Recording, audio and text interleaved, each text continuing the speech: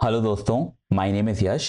तो अपन अपनी fast API की सीरीज कर रहे थे एंड उसमें अपन ने अपनी लास्ट वीडियो में ये देखा था कि अगर अपन को अपनी लॉगिन एपीआई को इम्प्रूव करना हो तो किस तरीके से कर सकते हैं यूजिंग एचटीटीपी एक्सेप्शंस। ठीक है। और अपन ने एक और लॉजिक देखा था कि अगर अपन लोग पहले कर रहे थे कि डीबी से जितना भी डेटा आ रहा है अपन ईमेल के बेसिस पे कंपेयर कर रहे थे और अपन क्या कर रहे थे डॉट स्केलर वन और नन। दैट मीन्स अगर हमारे पास उस पर्टिकुलर ईमेल से कोई भी यूजर अवेलेबल है, दैट मीन्स कोई भी एक यूजर अवेलेबल है तो वह हमें दे दो, और अगर एक भी नहीं है तो आप नन रिटर्न कर दो। बट वहां पर देयर इज अ पॉसिबिलिटी कि हमें एक से ज्यादा यूजर मिल जाए विद दैट ईमेल। तो अपन ने क्या किया था उसके लिए अपन ने कंडीशन चेंज करी थी। अपन ने बोला था dot scalars dot first. That means जितने भी यूजर हैं उस पर्टिकुलर ईमेल के, उसमें तो जो पहला यूजर है वो हमें दे दो, और फिर उसके ऊपर अपन ने अपना जो लॉगिन है वो चेक किया था। ठीक है। अब यहां पर अपन को क्या करना है कि अपन को ये मेक श्योर करना है कि हम जितने भी यूजर सेव करें डीबी में वो यूनिक हो। दैट मींस हमारे पास डीबी में सिर्फ यूनिक ईमेल स्टोर होने चाहिए, हमारे पास कोई भी ईमेल का डुप्लीकेट अवेलेबल नहीं होना चाहिए। तो उस पर्टिकुलर चीज को अपन इस वीडियो में देखेंगे। तो चलिए चलते मॉनिटर पे और उसको समझते हैं। तो अगर अपन को ये मेक श्योर करना है कि अगर कोई ईमेल डीबी में ऑलरेडी स्टोर है तो उस ईमेल का एक और यूजर हम सेव ना करें, तो उसके लिए अपन को कहां जाना होगा, अपनी साइन अप एपीआई में। साइन अप एपीआई क्या करता है कि कोई भी जो न्यू यूजर होता है उसको डीबी में स्टोर करता है। तो अपन यूजर को डीबी में स्टोर करने से पहले एक लॉजिक लगाएंगे कि अगर ये ईमेल डीबी में है कि नहीं है, तो हम बोल देंगे कि यूजर ऑलरेडी अवेलेबल, और अगर नहीं है तो हमारी जो प्रोसेस है यूजर को डीबी में सेव करने की उसको कंटिन्यू करेंगे। ठीक है। तो उसके लिए अपन कोड लिखते हैं। तो सबसे पहले मैं क्या करूंगा, मैं करूंगा अवेट, और अपन डीबी का एक ऑपरेशन लगाएंगे। तो मैंने बोला डीबी डॉट एग्जीक्यूट और लगाएंगे सिलेक्ट क्वेरी। सिलेक्ट क्वेरी हमारी लगेगी यूजर मॉडल पे। ठीक है। और वहां पर अपन लगाएंगे एक वेयर कंडीशन कि ये जो हमारा यूजर मॉडल डॉट ईमेल है, दैट मीन्स जो हमारे डेटाबेस में यूजर मॉडल की जो टेबल है उसमें जितने भी ईमेल्स हैं, क्या उनमें से कोई भी ईमेल हमारा मैच कर रहा है यूजर डॉट ईमेल से। ये यूजर डॉट ईमेल क्या है, जो हमें इनपुट में यूजर मिला है, ये हमारा पेलोड है। तो हमें जो इनपुट में ईमेल मिला है हम चेक कर रहे हैं क्या वो डीबी में अवेलेबल है कि नहीं, और उसको अपन एक वेरिएबल में ले लेंगे। फॉर एग्जांपल मैंने बोल दिया यूजर ईमेल मॉडल, ठीक है, या यूजर ईमेल रिजल्ट। अब ये हमारे पास आ गया। नेक्स्ट अपन क्या करेंगे कि अपन ये जो अपना यूजर ईमेल रिजल्ट है इससे डेटा निकाल लेंगे। ठीक है। तो ये हमारा ओआरएम बेस पे होगा, उसको अपन क्या करेंगे, उसको अपन सीक्वल एल्केमी मॉडल में कन्वर्ट करेंगे। उसके लिए मैं क्या करूंगा, उसके लिए मैं करूंगा user email result dot scalars dot all. ठीक है।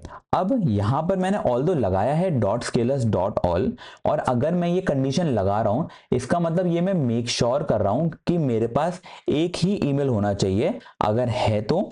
अदरवाइज आप क्या बोल दो कि ये डुप्लीकेट ईमेल है, मैं दोबारा सेव नहीं करूंगा। दैट मीन्स अगर मैं ये कंडीशन लगा रहा हूं तो हमारे पास जितने भी फ्यूचर के केसेस होंगे उसमें सिर्फ एक ही ईमेल हमेशा रिटर्न होगा। फिर भी मैंने डॉट स्केलर्स डॉट ऑल लगा दिया। अब चाहो तो इसको डॉट स्केलर वन और नन भी कर सकते हो, ये भी करेक्ट काम करेगा, लेकिन जस्ट मैंने लगा दिया क्योंकि फॉर एग्जांपल हमारा ये वाला जो कोड था जिसमें डुप्लीकेट चेक कर रहे हैं वो कभी नहीं लगा था। हमारे पास for example duplicate user available हैं डीबी में ऑलरेडी। उस केस में देयर इज अ पॉसिबिलिटी कि सेम ईमेल के मल्टीपल यूजर्स हों, और उस केस में हमें ये लगाना पड़े। तो ये कंडीशन तब ज्यादा वैलिड होगी जब ये एक ऑलरेडी रनिंग कोड है और उसमें अपन एक न्यू वैलिडेशन लगा रहे हैं। ठीक है। इस केस में ऐसा नहीं है तो आप डॉट स्केलर वन और नन भी लगा सकते हो, कोई दिक्कत नहीं आएगी। फिर मैंने बोला कि यहां पर मुझे मिल जाएंगे मेरे यूजर मॉडल्स। ठीक है। अब जब मुझे मेरे यूजर मॉडल्स मिल चुके हैं तो यहां पर मैं लगाऊंगा एक इफ कंडीशन। अगर ये एम्प्टी है तो कोई दिक्कत नहीं है, तो ये चलते रहो। दैट मीन्स डीबी में इस पर्टिकुलर ईमेल का कोई भी यूजर अवेलेबल नहीं है, ये एम्प्टी है तो वेल एंड गुड। अगर ये एम्प्टी नहीं है तो उस केस में अपन को एक रिटर्न करना होगा। तो मैंने लगाया if user model, that means ये जो मेरी लिस्ट है ये मेरी एम्प्टी नहीं है, उस केस में मैं रिटर्न करूंगा एक एचटीटीपी एक्सेप्शन। और उस एक्सेप्शन में दो कीज होती हैं, पहली होगी मेरी डिटेल, उस डिटेल की में मैं पास करूंगा user already available. That means मैं एक और यूजर नहीं बनाऊंगा।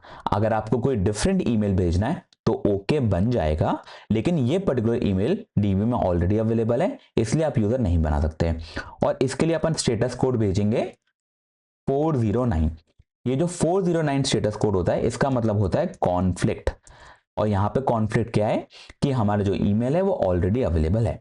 तो ये अपन ने अपनी जो साइन अप एपीआई है उसमें ये अपना लॉजिक लिख लिया कि अपन ये मेक श्योर कर रहे हैं कि अगर ईमेल ऑलरेडी अवेलेबल है तो दोबारा उस ईमेल को डीबी में स्टोर नहीं करो, नहीं है तो बिल्कुल स्टोर करो, फिर कोई दिक्कत नहीं है। अब जो अपनी साइन इन एपीआई थी उसमें भी अपने लगाया था डॉट स्केलर्स डॉट फर्स्ट।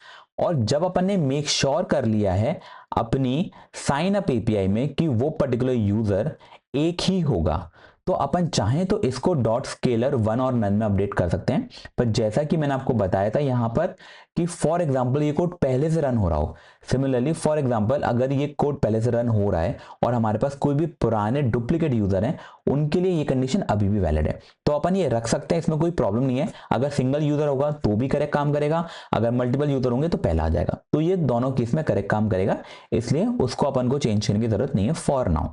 अपन चाहें कि अपन ने डीबी में सारे कॉन्फ्लिक्ट्स को रिजॉल्व कर दिया है, तो अपन इन दोनों कंडीशन को डॉट स्केलर 1 और नन कर सकते हैं और वो सक्सेसफुली काम करेगा। ठीक है, तो आई होप आपको ये समझ में आ गया हो। बहुत सिंपल लॉजिक था कि अगर हमारे पास कोई भी ईमेल इनपुट में आ रहा है, सबसे पहले अपन चेक कर रहे हैं क्या वो डीबी में अवेलेबल है। अवेलेबल है तो अपन बोल देंगे कि यूजर ऑलरेडी अवेलेबल। अगर अवेलेबल नहीं है तो जो हमारे डीबी में सेव करने का लॉजिक था यूजर को, वो हमारा चलेगा, जिसमें सबसे पहले अपन अपना जो पासवर्ड है उसको हैश करते थे, फिर अपन डीबी में उस पर्टिकुलर यूजर को सेव करते थे with hash password, so that उस पर्टिकुलर पासवर्ड को कोई भी यूजर रीड ना कर पाए। ठीक है, तो आई होप आपको ये समझ में आ गया हो। फिर भी कोई भी डाउट हो तो आप मुझसे कमेंट सेक्शन में पूछ सकते हैं, मैं हेल्प करने की पूरी कोशिश करूंगा। अगर आपको ये वीडियो अच्छी लगी हो तो do like, share and subscribe. मिलते हैं अगली वीडियो में, तब तक के लिए bye bye. Hold on tight to the feeling, but it's a roller coaster in my head.